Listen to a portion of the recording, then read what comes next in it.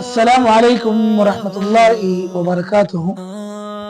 رسول اللہ صلی اللہ علیہ وسلم کے حقوق میں ساتواں حق اپنے آپ کو آپ علیہ الصلوۃ والسلام کی ذرہ برابر بھی نافرمانی سے اور اپنے کسی ایسے عمل، اپنے کسی ایسے قول، اپنے کسی ایسی فعل، اپنی کسی ایسی بات سے اپنے آپ کو مکمل طور پر بچانا جس سے رسول اللہ صلی اللہ علیہ وسلم کو ذرہ برابر بھی تکلیف ہوتی ہو، ذرہ برابر بھی آپ علیہ الصلوۃ والسلام کی مخالفت کا اندیشہ ہوتا ہو، ایسے کام سے، ایسے عمل سے، ایسے فعل سے اپنے آپ کو بچانا یہ آپ علیہ الصلوۃ والسلام کا حق ہے۔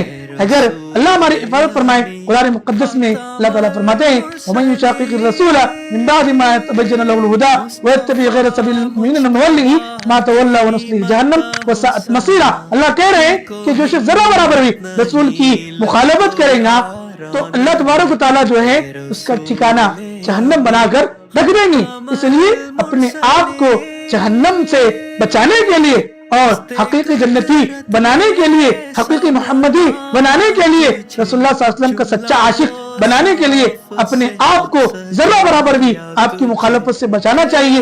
آج ہم معاشرے میں دیکھتے ہیں بہت سارے نوجوان ایسے بال، ایسا لگتا ہے کہ ابھی یہ لوگ گٹر سے فریش نکل کر آئے ہیں، ایسا لگتا ہے کہ یہ لوگ انسان کی نسل کے بجائے کسی ایسے جانور کی نسل سے ہیں جس کا نام لینا بھی ہم اپنی زبان پر گوارا نہیں کرتے۔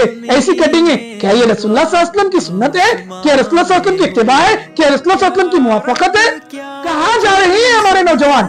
کہاں ان کی ہوش اڑ رہے ہیں؟ پھٹے ہوئے کپڑے پہننے، پھٹیجر بن رہے ہیں، پیسے قیمتی پیسے دے کر، اپنی اچھی رقم دے کر پھٹے ہوئے لباس، ٹھگرے لگے ہوئے، پیون لگے ہوئے کپڑے پہلے زمانے میں مایوب سمجھا جاتا تھا، لیکن اس زمانے کا فیشن بن گیا ہے۔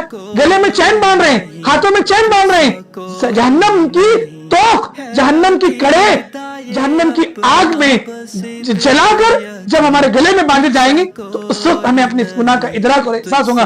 رسول اللہ صلی اللہ علیہ وسلم نے فرمایا کہ جو شخص اس طریقے کے کڑے اپنے گلے میں ہاتھ میں پہنے گا اللہ تعالیٰ اس کے گلے میں جہنم کی توق پہنا دیں گے۔ تو ہم کہاں جا رہے ہیں؟ ہمارا معاشرہ کدھر جا رہا ہے؟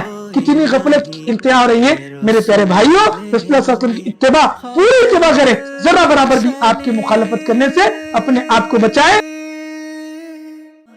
اے رسول امی خاتم المرسل